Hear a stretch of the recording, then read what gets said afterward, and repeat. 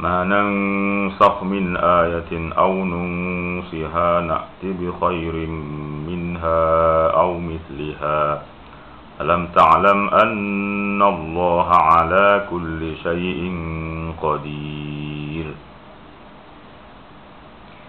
Apa sahaja ayat keterangan yang kami mansuhkan, yakni batalkan, atau yang kami tinggalkan, yakni atau tangguhkan, kami datangkan ganti yang lebih baik daripadanya atau yang sebanding dengannya.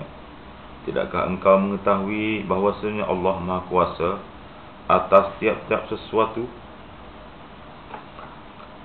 Alam ta'lam anna Allah lahu mulkus samawati wal ard wa ma lakum min dunillahi min waliyyin wala nasir.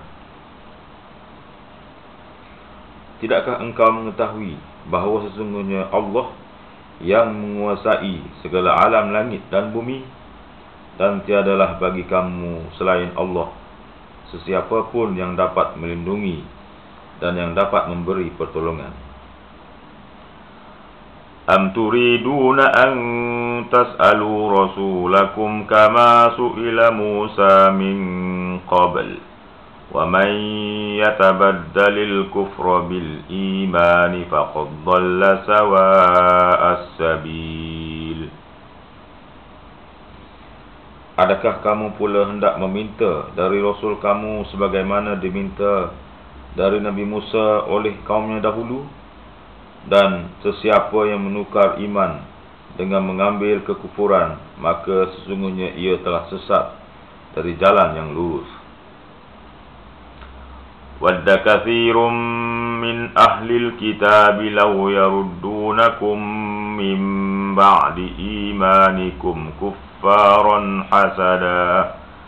كُفَّارًا حَسَدًا مِّنْ عِنْدِ أَنفُسِهِمْ مِّنْ بَعْدِ مَا تَبَيَّنَ لَهُمُ الْحَقُّ فَاعْفُوا وَاصْفَحُوا حَتَّى يَأْتِيَ اللَّهُ بِأَمْرِهِ Inna Allah ala kulli syai'in qadir.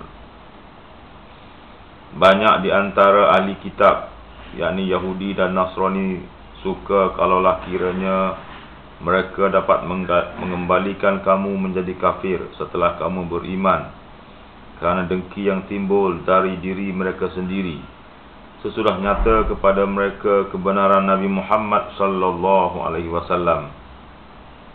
Oleh itu, maafkanlah dan biarkanlah oleh kamu akan mereka sehingga Allah datangkan perintahnya.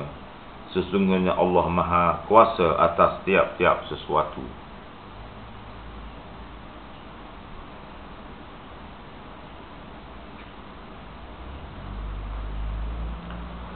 Wa aqimus salata wa atuz zakah وَمَا تُقَدِّمُوا لِأَنفُسِكُم مِّنْ خَيْرٍ تَجِدُوهُ عِندَ اللَّهِ إِنَّ اللَّهَ بِمَا تَعْمَلُونَ بَصِيرٌ.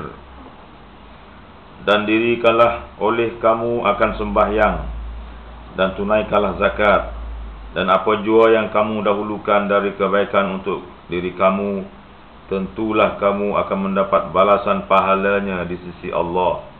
Sesungguhnya Allah sentiasa melihat segala yang kamu kerjakan.